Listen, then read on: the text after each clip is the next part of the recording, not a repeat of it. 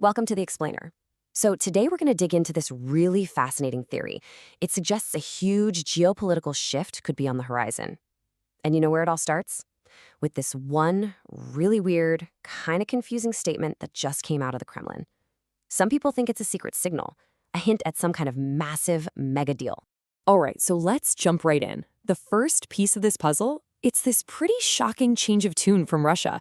I mean, for years, they've been all about ditching the US dollar, right? And now, all of a sudden, it feels like they've done a complete 180. So you're probably asking, what on earth did they say? So get this. This is the quote from Dmitry Peskov, Putin's own spokesperson. And honestly, it's a real head-scratcher. He's basically saying, hey, Russia didn't want to abandon the dollar abandoned us, which is just, wow. I mean, that completely flies in the face of everything they've been pushing for years. And you've got to remember, this whole de-dollarization thing, it wasn't just talk. For Russia, this was a huge deal. It was central to their entire economic strategy, a way to protect themselves from Western sanctions and, build their own financial world with countries like the BRICS nations. They were selling this as their economic future. So that brings us to the big question, right?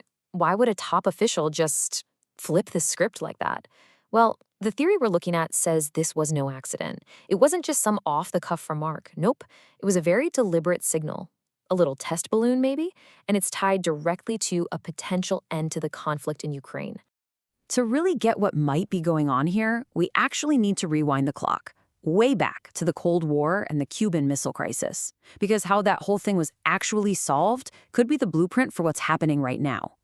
We all kind of know the story they teach in school, right? Kennedy played hardball, set up the blockade, and stared down the Soviets until they blinked. It's painted as this clear-cut win for American toughness, but that's not exactly the whole story. See, here's the part that often gets left out. The real reason the crisis ended was because of a secret backroom deal. The US agreed to quietly pull its own nuclear missiles out of Turkey, which, by the way, was right on the Soviet Union's doorstep. In return, the Soviets pulled their missiles out of Cuba, a classic trade. So the whole thing was solved with a classic quid pro quo. And this set a powerful precedent, a kind of historical blueprint for how you solve a massive standoff. You make a secret trade where both sides can walk away, save face, and still tell their own people that they won.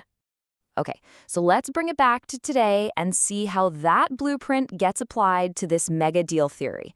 The core idea is that history might just be repeating itself, just with, different countries and different stakes on the board. And this is the absolute heart of the theory. It poses the question, what if Ukraine is the new Turkey? What if it's the main bargaining chip in a much, much bigger negotiation between global powers? This is what connects Russia's strange comment about the dollar all the way back to the Cuban Missile Crisis playbook.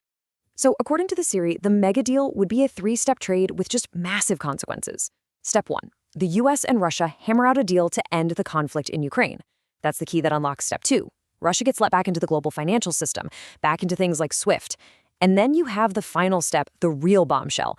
Russia pivots its entire foreign policy away from China and starts cooperating more with the West. I mean, think about that for a second. If a deal like that actually went through, the shockwaves would be felt everywhere. This would be way bigger than just Eastern Europe. We'd be talking about completely redrawing the global map of who's allied with whom. And believe it or not, there's actually a historical model for something this big. You just have to go back to the Cold War again. Remember, the US pulled off a brilliant strategic move by prying China away from its alliance with the Soviet Union. That move completely changed the balance of power for decades. So what's being proposed now is just as ambitious, a complete reversal of the current dynamic. Instead of this growing Russia-China partnership facing off against the West, the idea would be to pull Russia into a different orbit, leaving China much more isolated on the world stage. This whole approach signals a shift back to a really pragmatic, almost transactional kind of foreign policy. The idea is simple. You don't have permanent friends or enemies. You just have permanent interests. It's less about ideology and more about nations acting like business partners, making deals that benefit them. Okay, so this theory sounds pretty compelling, right? But there's a huge catch. The source we're looking at points to a very powerful group that has a massive financial incentive to make sure a deal like this never, ever happens. So the theory claims that some of the biggest financial firms in the world have already been promised a massive piece of Ukraine's economic future. We're talking about controlling huge swaths of farmland and, maybe even more importantly, the contracts to rebuild the entire country, a job that could be worth trillions of dollars. And if that's true, well, it creates a huge roadblock. Suddenly, you have these incredibly powerful financial players who have a very strong incentive to lobby against any kind of peace deal that might mess with their future profits. It's not just about geopolitics anymore, it's about a ton of money. And that really gets to the core conflict of this whole theory, doesn't it? It leaves us with this huge question. What wins out in the end? The chance for a grand strategic redrawing of the world map, or the immense financial interests that are tied to keeping things exactly as they are? That is the multi-trillion-dollar question this theory leaves us thinking about.